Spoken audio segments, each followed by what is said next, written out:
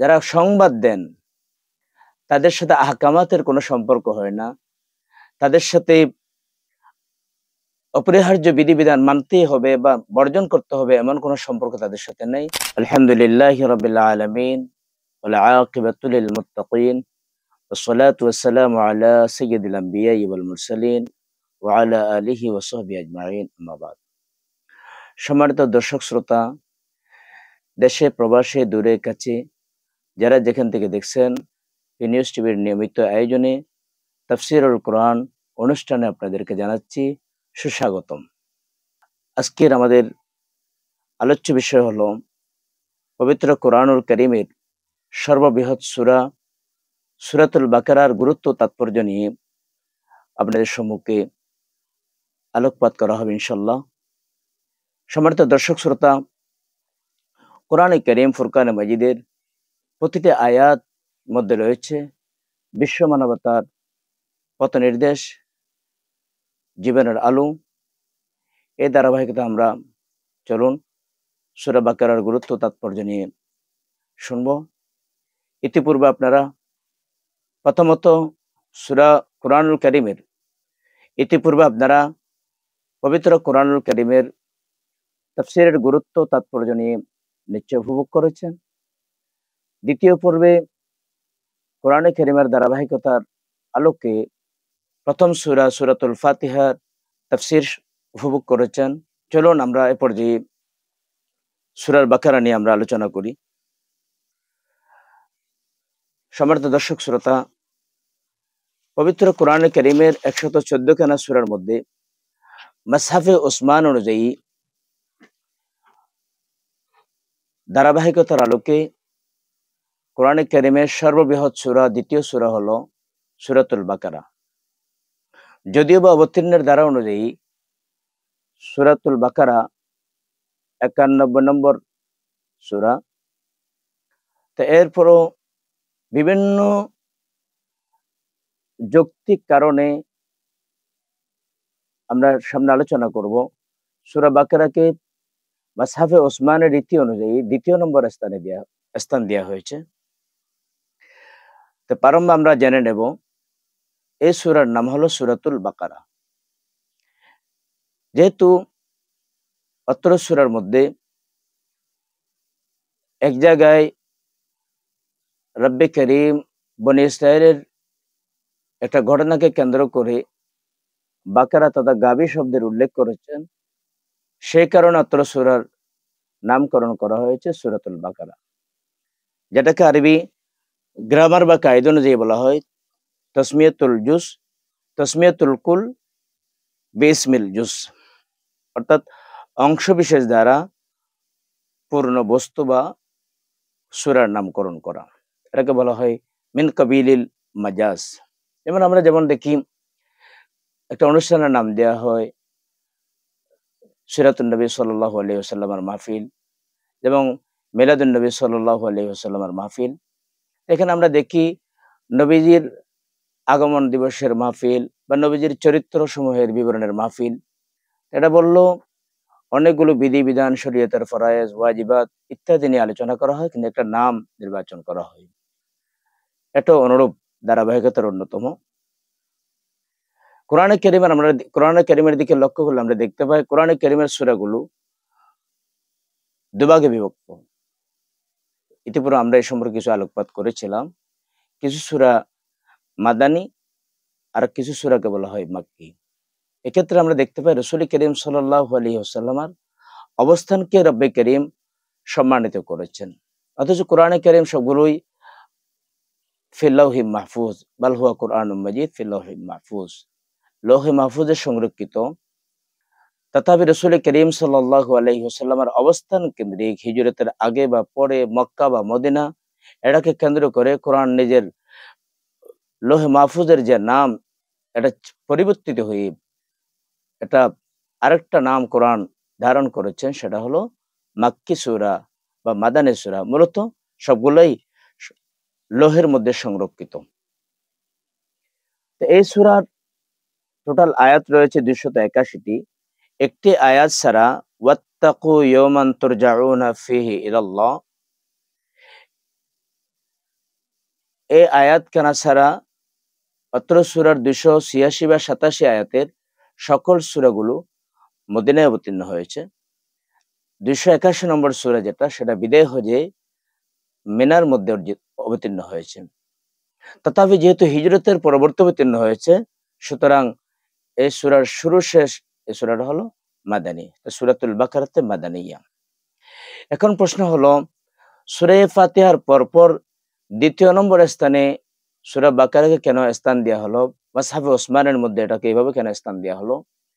এর উত্তরে মুফাসসিরিনে কেরাম বিভিন্ন উত্তর দিয়েছেন, বিভিন্ন বিষয় তারা তুলে ধরেছেন। আমরা সেগুলোর আলোচনা করবার প্রয়াস পাব। ইবনে আরবী রাহমাতুল্লাহি আলাইহির মতে সূরা বাকারা এত গুরুত্বপূর্ণ সূরা, যার মধ্যে রয়েছে বিভিন্ন আওয়ামেরাত, মুনহিয়াত, আদেশ সম্বলিত বিষয় রয়েছে প্রায় 1000টি, এবং নিষেধ বিষয়াবলীর সমন্বয় রয়েছে প্রায় 1000টি। অনুরূপভাবে সংবাদ সম্পর্কিত বিধিবিধান রয়েছে প্রায় 1000টি। ধারাবাহিকতায় আহকামাত এবং কোরআনে কারিমের বিজ্ঞান, হিকমত, রব্বে কারিমের হিকমত সম্পর্কিত বিধিবিধান রয়েছে প্রায় 1000টি। তো প্রসঙ্গক্রমে বলতে হয়, যারা সংবাদ দেন তাদের সাথে আহকামাতের কোনো সম্পর্ক হয় না, তাদের সাথে অপরিহার্য বিধিবিধান মানতেই হবে বা বর্জন করতে হবে এমন কোনো সম্পর্ক তাদের সাথে নেই। বর্তমান সময়ে আমরা দেখতে পাই নবী রাসূল সাল্লাল্লাহু আলাইহি ওয়াসাল্লাম কে কেন্দ্র করে অনেকে বিভিন্ন ধরনের অপব্যাখ্যা দেওয়ার চেষ্টা করে। আমরা আজকের অনুষ্ঠান দিয়ে তাদের দ্ব্যর্থহীন ভাষায় ঘোষণা করতে চাই, এই ধরনের কেউ যদি বলে থাকে তাদের ঈমান নিয়ে প্রশ্নবিদ্ধ হবে। আল্লাহ পাক রব্বুল আলামিন সবাইকে বুঝবার তৌফিক দান করুন।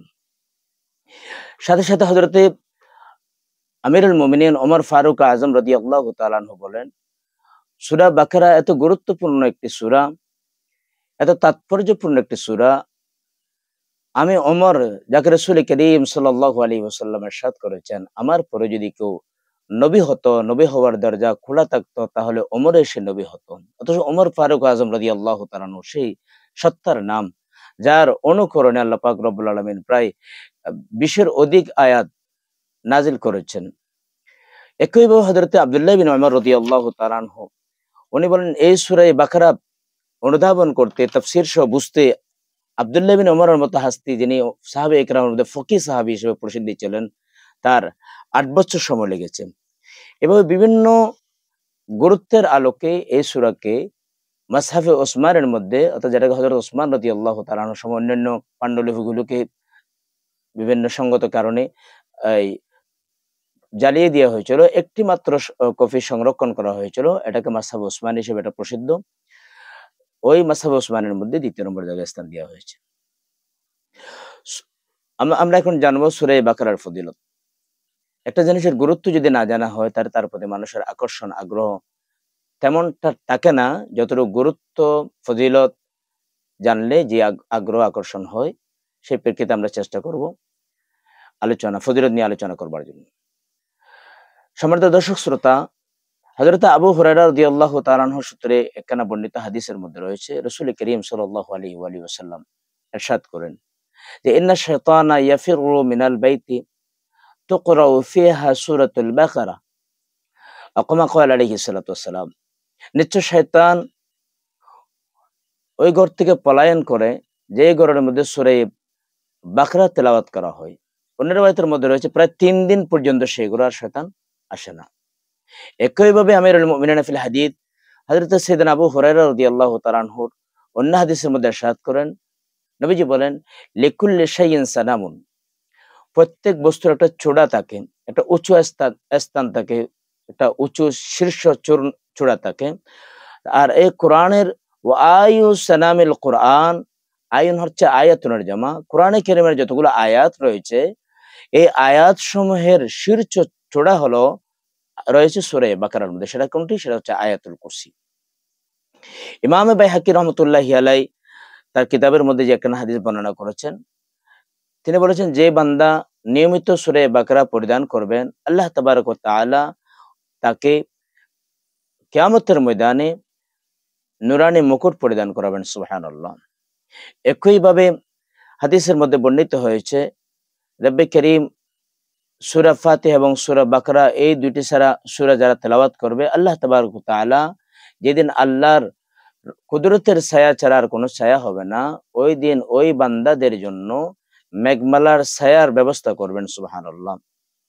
অনুরূপভাবে বুখারী মুসলিমের মধ্যে একখানা গুরুত্বপূর্ণ রওয়ায়াত রয়েছে, হযরতে উসাইদ ইবনে হুদাই রাদিয়াল্লাহু তাআলা সূত্রে বর্ণিত হাদিসের মধ্যে রয়েছে যে আমি একদিন সূরা বাকারার কিছু অংশ তেলাওয়াত করলাম, করতে করতে দেখি যে এক পর্যায়ে আমি যেই ওটের উপর, যে ঘোড়ার উপর, অশ্বের উপর আরোহিত ছিলাম, সেই অশ্বটি ছোড়াছুড়ি করতেছে, চটপট চটপট করতেছে। আমি ভয় পেয়ে তেলাওয়াত বন্ধ করে দিলাম। এরপরে আমার পার্শ্ববর্তী সাহিত্য আমার ওই ছেলেকে দেখলাম নিদ্রা অবস্থায়, তার কি অবস্থা? দেখলাম না, তার তেমন কোনো ক্ষতি হলো না। আমি আবার যখন তেলাওয়াত শুরু করি, আবার দেখি আমার ঘোড়াটা ছটপট করে লাফাতে থাকে এবং বেশ কয়েকবার হলো। পরিশেষে আমি দেখলাম একখানা নূর চমকাচ্ছে। যতবার তেলাওয়াত করি ওই নূরটাকে আমি দেখতে পাই।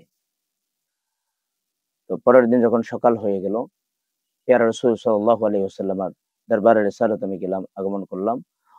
পেয়ারা রাসূল সাল্লাল্লাহু আলাইহি ওয়াসাল্লামকে যখন ঘটনাখানি আমি খুলে বললাম, নবীজি বললেন, হে উসাইদ, তুমি যদি এভাবে সকাল পর্যন্ত তেলাওয়াত করতে, তাহলে আসমানে জগতের ফেরেশতারা সূরা বাকারার তেলাওয়াত শুনবার জন্য তোমার দ্বারে চলে এসেছিল। তুমি এভাবে তেলাওয়াতের যদি ধারাবাহিক সকাল পর্যন্ত করতে, তাহলে ফেরেশতারা সকাল পর্যন্ত থাকতো, এমনকি সকল লোকেরা সাহাবায়ে কেরামও দেখতে পেত। সুবহানাল্লাহ। অতএব নবীজি নির্দেশনা দিলেন, অতএব এই ফজিলত পাওয়ার মানুষে তুমি সূরা বাকারা তেলাওয়াত করো। তাহলে আমরা এখান থেকে নির্দেশনা পাই অনেক গুরুত্বপূর্ণ ফজিলত রয়েছে। সুতরাং আলোচ্য তাফসীরুল কোরআন অনুষ্ঠানের দ্বিতীয় পর্বে আমাদের আমন্ত্রণ থাকবে। আমরা সূরাতুল বাকারা প্রতিনিয়ত আমরা তেলাওয়াত করব। আল্লাহ পাক রব্বুল আলামিন আমাদেরকে সূরাতুল বাকারা তেলাওয়াত করে ধন্য হওয়ার তৌফিক দান করুন। সম্মানিত দর্শক শ্রোতা, কোরআনে কারীমের তাফসীরুল কোরআনের নিয়মিত অনুষ্ঠানটি দেখার জন্য, পিনিউজ টিভির সাথে থাকার জন্য আপনাদেরকে বিশেষভাবে আমন্ত্রণ জানাচ্ছি।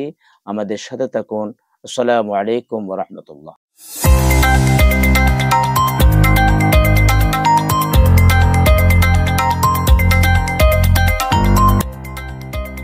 সত্যের সন্ধানে নির্ভীক, পি নিউজ টিভি।